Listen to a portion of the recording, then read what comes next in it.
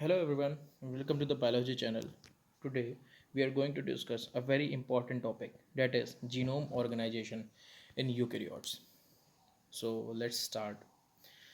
So सबसे पहले हम बात करते हैं कैरेक्टरिस्टिक ह्यूमन जीनोम की। ये क्या क्या हमारे ह्यूमन जीनोम की कैरेक्टरिस्टिक होती हैं। तो अगर हम लोग बात करें कि जीनोम क्या होता है, तो सिंगल सेट ऑफ क्रोमोसोम जो हमारे एक सेल में होता है उसको हम जीनोम कहते हैं। तो अगर वहीं पे एक ह्यूमन सेल लिया जा रहा है और उसकी जीनोम की बात करते हैं तो उसकी लेंथ अप्रॉक्सीमेटली होती है 3.2 into 10⁹ nucleotide pairs. Then the number of genes coding for proteins is approximately 21,000. The largest gene coding for protein is 2.4 into 10 to the power 6 nucleotide. The mean size for protein coding genes is 27,000 nucleotide pairs. And the smallest number of exons per gene is 1. We know that there are a lot of exons that are present in our protein coding genes. And then the largest number of exons per gene is 178. Mean number of exons per gene is 10.4. So the largest exon size is 17,106 nucleotide pairs. The mean exon size is 145 nucleotide pairs. So if we see the scale of human genome, then हमारे एक cell में इतना DNA है कि अगर हम उसको एक लाइन खींचते हैं अपने ग्लोब पे अफ्रीका में, सेंटर ऑफ अफ्रीका में, तो वो पूरा अफ्रीका कवर कर सकती है। लाइक अगर हम लोग न्यूक्लियोटाइड बेसिस को 1 मिलीमीटर की दूरी पे रखें और एक स्ट्रिंग बनाएं, तो वो स्ट्रिंग एक्सटेंड करेगी अप टू 3200 किलोमीटर और 2000 माइल्स। सो इतना सारा डीएनए हम लोग को एक सेल के अंदर स्टोर करके रखना होता है। तो सेल इतना क्लेवर है या उसके पास इतनी सारी टेक्निक्स हैं जिसकी वजह से वो अपने इस डीएनए को इस तरीके से पैकेजिंग करता है उसकी कि वो एक छोटे से न्यूक्लियस में समा जाता है। तो हम लोग बात करते हैं कि डीएनए की अलग अलग क्या लेवल्स होती हैं पैकिंग की। डीएनए की जो पैकिंग की लेवल्स होती हैं वो 4 होती हैं। There are 4 levels of DNA packaging. Like सबसे पहले डीएनए हमें पता है कि उसकी जो डायमीटर होता है डबल हेलिकल स्ट्रक्चर का डीएनए का वो होता है 20 angstrom, that is 2 nanometre. DNA के होल स्ट्रक्चर की बात अभी हम आगे करेंगे, लेकिन ये एक ओवरव्यू है जो हम दे रहे हैं यहाँ पे। उसके बाद ये डीएनए फॉर्म करता है beads on string chromatin fibre, that is it gets bound with the histone proteins that are positively charged, and DNA has negative charge because of the presence of phosphate group uh, to form that is present in the nucleotide. तो इसमें से electrostatic interaction और कुछ hydrophobic interaction की वजह से ये bind करता है हिस्टोन प्रोटीन के साथ न्यूक्लियोसोम बनाने के लिए। तब इसको कहते हैं हम 10 नैनोमीटर फाइबर। इसका जो डायमीटर होता है वो 11 नैनोमीटर होता है। फिर ये फर्दर कंडेंस होता है around 7,000 fold to form 30 nanometre fibre. और ये 30 नैनोमीटर फाइबर के दो स्ट्रक्चर दिए गए हैं, एक तो सोलेनॉइड मॉडल और एक जिगजैग मॉडल, जिसके बारे में हम आगे डिस्कस करेंगे। फिर ये और ज़्यादा कंडेंस होता है, 700 नैनोमीटर फाइबर बनाता है, and then 1400 nanometre fibre that is of entire mitotic chromosome. तो इन लेवल्स की हम डिटेल में बात करते हैं। सबसे पहले तो DNA, deoxy ribo nucleic acid, जो कि हमारे ह्यूमन जीनोम का बेसिक है।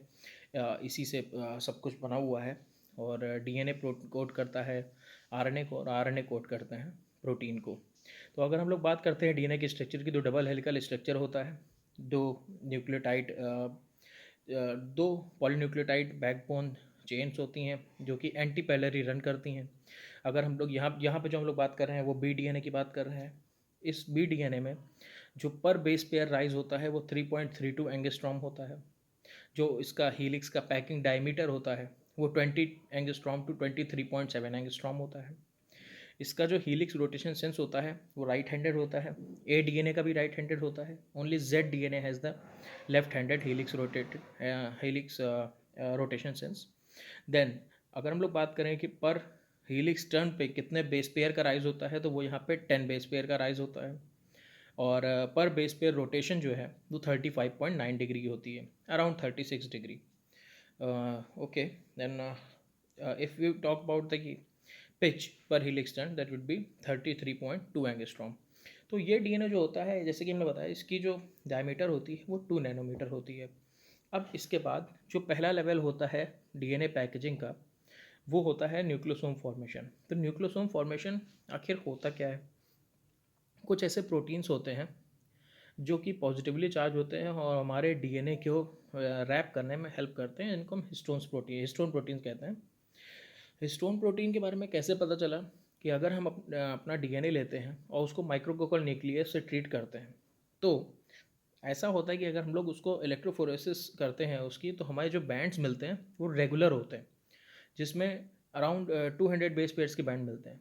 जिसे हम एक्सटेंसिवली अगर हम उसको माइक्रोकोकल न्यूक्लियस से ट्रीट कर देते हैं, तो हमें 147 न्यूक्लियोटाइड पेयर की एक डबल हेलिक्स मिल जाती है. जिससे हमें ये पता चलता है कि जो भी उस 147 न्यूक्लियोटाइड पेयर के बीच में सीक्वेंस है जहाँ पे माइक्रोकोकल न्यूक्लियस कट करता, उनको कट करने से कोई रोक रहा है. तो वो रोक कौन रहा होता है? ये हिस्टोन प्रोटीन्स पे जो डीएनए रैप्ड होता है, उस डीएनए पे वो माइक्रोकोकल न्यूक्लियस नहीं अटैक कर पाता है, क्योंकि उसे फ्री साइट्स नहीं मिलती हैं अटैक करने के लिए. ठीक है, जैसा कि यहाँ डायग्राम में शो हो रहा है कि ये लिंकर डीएनए दो न्यूक्लियोसोम्स के बीच में रहता है और ये फ्लैंक करता है दो न्यूक्लियोसोम्स के बीच में. ठीक है, हिस्टोन प्रोटीन्स 4 तरीके के होते हैं जो कि ऑक्टामर फॉर्म करते हैं. That is H2A, H2B, H3 and H4. फिर इस पे डबल स्टैंडर्ड जो डीएनए वो रैप होता है वो 147 न्यूक्लियोटाइड बेस पे लॉन्ग होता है और ये डीएनए 1.67 टर्न लेता है.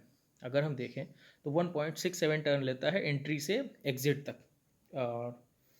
अगर हम लोग बात करें इनके स्ट्रक्चर्स की, जो हिस्टोन है, ये यहाँ पे शो हो रहा है हिस्टोन प्रोटीन्स का प्राइमरी स्ट्रक्चर, यानी कि प्राइमरी अमीनो एसिड स्ट्रक्चर.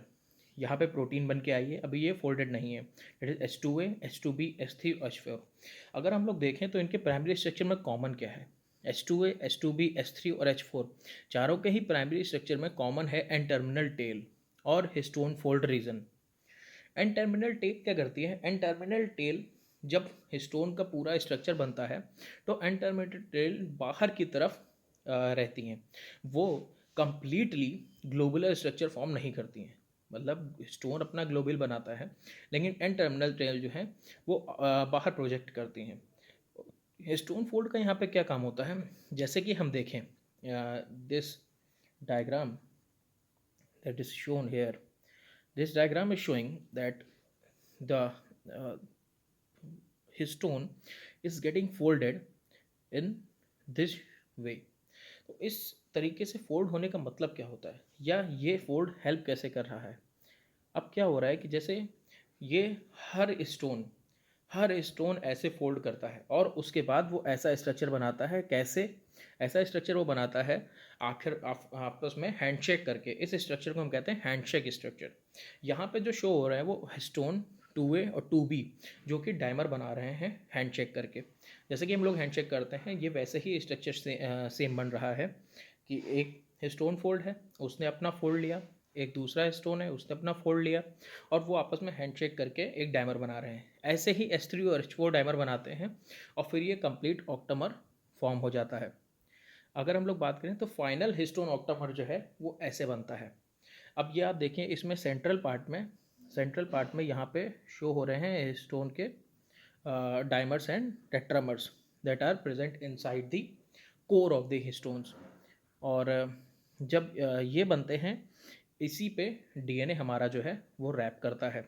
अब इस स्टोन ऑक्टामर की खास बात क्या होती है कि अगर हम लोग बात करें तो जो आप देख रहे हैं कि जैसे हिस्टोन का कोई अगर सेंट्रल पार्ट है, जैसे कि ये सेंट्रल पार्ट है कि तो इसमें ये एन टर्मिनल्स बाहर निकले हुए हैं. यहाँ पे ये एन टर्मिनल बाहर है, ये एन टर्मिनल बाहर है, ये बाहर है. तो ये एन टर्मिनल जो बाहर निकले हुए हैं, ये पाथ को बहुत ही स्मूथ नहीं बनाते हैं. मतलब कि अगर हम लोग देखें तो पाथ, जैसे on road of road bikes होती हैं आपकी, ऑफ रोड चलने का मतलब क्या होता है कि वो पाथ जो है स्मूथ नहीं होता है. तो वैसे ही वहाँ यहाँ पे सीन है कि हमारा जो हिस्टोन है वो स्मूथ नहीं है सरफेस उसका. तो वहाँ पे डीएनए को जो बीच में फोल्ड होता है उस पर सेवरल किंग्स होते हैं डीएनए में. तो उस किंग्स का मतलब क्या है? जैसे कि अगर हम लोग देखें कि जो एडेनिन होता है वो थाइमिन के साथ डबल हाइड्रोजन बॉन्ड बनाता है, और जो ग्वाइनिन होता है वो साइटोसिन के साथ ट्रिपल हाइड्रोजन बॉन्ड बनाता है। तो एडेनिन और थाइमिन को हम लोग आराम से फोल्ड कर सकते हैं। हाँ, जहाँ जबकि जीसी को जो जीसी जो पेयर है उसको फोल्ड करना आसान नहीं है, क्योंकि वहाँ पे ट्रिपल हाइड्रोजन बॉन्ड्स हैं। तो उस चीज़ का डीएनए यहाँ पे फ़ायदा उठाता है कि डीएनए किंग्स पे क्या होता है, जो माइनर ग्रुप पे जहाँ पे एटी रिच रीजन्स होते हैं या जहाँ पे एटी होता है, वो माइनर ग्रुप का पार्ट बाइंड करता है न्यूक्लियोसोम के, वो बाइंड करता है हिस्टोन प्रोटीन्स के साथ ज़्यादा। और बाकी जो मेजर ग्रुप्स होते हैं और जो माइनर ग्रुप जिसमें कि जीसी होता है, वो आउटसाइड का रहते हैं, इनसाइड नहीं रहते हैं। जैसा कि यहाँ पे डायग्राम में शो हो रहा है कि ये जो जीसी प्रेफर्ड है वो बाहर की तरफ है, और ये जो एटी प्रेफर्ड है ये अंदर की तरफ है। यहाँ पे ये जो येलो पार्ट है, येलो पार्ट शो कर रहा है histone proteins, these are histones, and this is DNA that is wrapped around the histone proteins. और ऐसे ये पूरा न्यूक्लियोसोम स्ट्रक्चर बनाते हैं। अब हम लोग बात करते हैं कि जब ये पूरा ऑक्टोमर बन गया और इस पे डीएनए रैप कर गया, तो उसके बाद क्या होता है? उसके बाद सबसे पहले हिस्टोन H1 बाइंड करता है। ये H1 हिस्टोन बहुत ही ज़्यादा इम्पॉर्टेंट है न्यूक्लियोसोम स्ट्रक्चर को बनाए रखने के लिए। कैसे? जब डीएनए रैप कर जाता है तो H1 प्रोटीन यहाँ पे आके बाइंड करता है दो जगह से न्यूक्लियोसोम पे। एक, जैसे हम यहाँ पे डायग्राम में दिख रहा है, दो जगह से बाइंड करता है। एक कहाँ? It binds to the linker DNA at one on end of the nucleosome, and secondly it binds in the middle of the associated 147 base pair DNA. कैसे? अब देखिए, अगर एक आपका न्यूक्लियोसोम स्ट्रक्चर है जिसमें ये डीएनए रैप हो रखा है और उसके बाद उस पर H1 प्रोटीन आ रहा है, तो एक तो वो वहाँ बाइंड कर रहा है जहाँ पे हमारा डीएनए जो रैप है उस पर बाइंड कर रहा है ये, मतलब यानी कि उस 147 बेस पेयर के बीच में किसी भी पार्ट पे वो बाइंड कर रहा है। दूसरा जो है वो लिंकर डीएनए पे बाइंड कर रहा है। ठीक है। अब अगर एक प्रोटीन है, आप उसको एक कोने से पकड़े हैं और दूसरे कोने से पकड़े किसी चीज़ को, और वो प्रोटीन खुद अलग नहीं हो रही है, तो वो उसको खींच के रखेगी अपने पास में। ठीक है। तो इससे क्या होगा कि जो डीएनए रैप है हिस्टोन प्रोटीन्स के ऊपर, वो डीएनए स्टेबल हो जाता है। तो ये क्या कर रहा है? By bringing these two reasons of DNA into close proximity, H1 binding increases the length of the DNA wrapped tightly around the histone octamer. ठीक है। यहाँ पे H1 प्रोटीन जो है वो इसको स्टेबलाइज कर रहा है। अब हम लोग बात करते हैं सेकेंड लेवल की। जब हमारा 10 नैनोमीटर फाइबर बन गया, यानी कि हमारा बीड्स ऑन स्ट्रिंग स्ट्रक्चर हमको मिल गया। बीड्स ऑन स्ट्रिंग क्या होता है कि डीएनए जा रहा है, उस पर न्यूक्लियोसोम, फिर डीएनए, फिर स्टोन, फिर डीएनए, फिर न्यूक्लियोसोम, ऐसे करके हमारा जो स्ट्रक्चर बनता है उसको हम बीड्स ऑन स्ट्रिंग स्ट्रक्चर कहते हैं। जब ये स्ट्रक्चर और फोल्ड होता है और बनाता है 30 नैनोमीटर फाइबर। कैसे? As salt concentrations are increase, the addition of H1 results in the nucleosomal DNA forming a 30 nanometre fibre. तो अब इसके दो मॉडल होते हैं। इसको दो तरीके से देखा गया है एक्सरे डिफ्रैक्शन और अलग अलग स्टडीज़ में। हालांकि ये दो मॉडल प्रपोज तो करे गए हैं, लेकिन ऐसा नहीं है कि ये दोनों जो हैं किसी एक उसमें रहते हैं परमानेंटली। मतलब ये नहीं है कि ये इस स्पीशीज में पाया जाएगा, ये उस स्पीशीज में पाया जाएगा। ये सीक्वेंस स्पेसिफिक होते हैं। कहीं पे आपको सोलेनॉइड मॉडल देखने को मिलेगा और कहीं पे आपको जिगजैग मॉडल देखने को मिलेगा। तो सबसे पहले बात करते हैं हम लोग सोलेनॉइड मॉडल की। तो सोलेनॉइड मॉडल क्या होता है कि 30 nanometre fibre that is composed of nucleosome disc stacked on the edge in the form of a helix has a helical pitch of 11 nanometre. जो इसकी पिच होती है वो 11 नैनोमीटर होती है। इसकी खास बात क्या है जो इसको जिगजैग मॉडल से अलग बनाती है? वो है जो linker DNA is buried in the centre of the super helix but it never passes through the axis of the fibre. अगर कोई भी हेलिक्स है, सपोज एक सिलेंडर है, उस सिलेंडर के एक सेंट्रल हेलिक्स होगी, like this would be the central helix, this would be the central axis. तो अब हमारा जो लिंकर डीएनए है वो इसके अराउंड रिवॉल्व तो करेगा, इसके अराउंड रिवॉल्व तो करेगा, लेकिन इस हेलिक्स को क्रॉस नहीं करेगा, सेंटर से इस हेलिक्स को पास नहीं करेगा। ओके। तो ये इसका चीज़ की खास बात होती है। तो linker DNA circles around the central axis as the DNA moves from one nucleosome to the next, as shown here. Like you can see, the center is hollow. Now, if we talk about the zigzag model, so we will see that here the linker DNA that is present is crossing the central axis.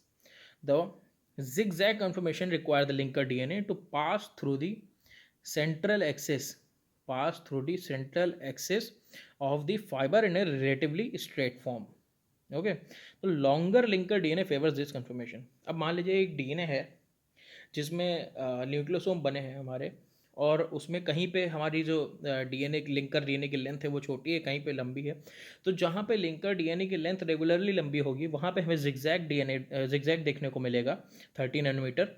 और जहाँ पे linker DNA की length छोटी होगी वहाँ पे हमको solenoid model देखने को मिलेगा. ठीक है, तो अब इसके बात करते हैं कि इसके बाद कॉम्पैक्शन कैसा होता है.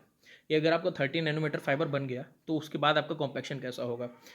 तो सबसे जो इम्पोर्टेंट बात है जिसके बेसिस पे काफ़ी CSIR में भी क्वेश्चंस पूछे जाते हैं और बाकी जगह भी पूछे जाते हैं कि क्या जो आपका मेटाफेजिक क्रोमोसोम होते हैं या बाकी क्रोमोसोम होते हैं उसमें हिस्टोन प्रोटीन्स की ज़रूरत पड़ती है या नहीं पड़ती है. तो यहाँ पे आके हिस्टोन प्रोटीन्स की ज़रूरत धीरे धीरे ख़त्म हो जाती है, क्योंकि जो हमारा जो मेन प्रोटीन जो बेसिस है जिस पे हमारा पूरा डीएनए का स्ट्रक्चर आके टिकता है वो हमारे अलग स्कैफोल्ड प्रोटीन्स होते हैं जो कि न्यूक्लियर स्कैफोल्ड बनाते हैं. कैसे? The 30 nanometre fibre forms loops of 40 to 90 kilo base pairs that are held together here at the basis by proteinaceous structure referred to as nuclear scaffold. ये जो आप यहाँ पे सेंट्रल एक्सेस देख रहे हैं ब्लू कलर की, ये क्रोमोसोम स्कैफोल्ड है या न्यूक्लियर स्कैफोल्ड है जिस पे जो हमारा 30 नैनोमीटर फाइबर है वो लूप्स फॉर्म करता है.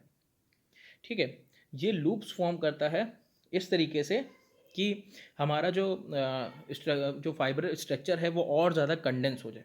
तो इस न्यूक्लियर स्कैफोल्ड को बनाने के लिए और इसकी इंटीग्रिटी को मेंटेन करने के लिए दो क्लासेस हैं प्रोटीन की जो कि बहुत ही ज़्यादा इंपॉर्टेंट है. Number 1, topo isomerase 2. अब टोपो आइसोमरेज 2 क्या करता है? The presence of topo 2 at the bottom of each loop would ensure that the loops are topologically isolated from one another. अगर कोई भी दो लूप्स एक दूसरे में टेथर कर जाते हैं या वो कैटनेट हो जाते हैं तो टोपो आइसोमरेज 2 डीएनए के डबल स्ट्रैंड को काटेगा और उन दोनों को अलग कर देगा. ये टोपो आइसोमरेज 2 का यहाँ पे फंक्शन रहता है. दूसरा क्या है? एसएमसी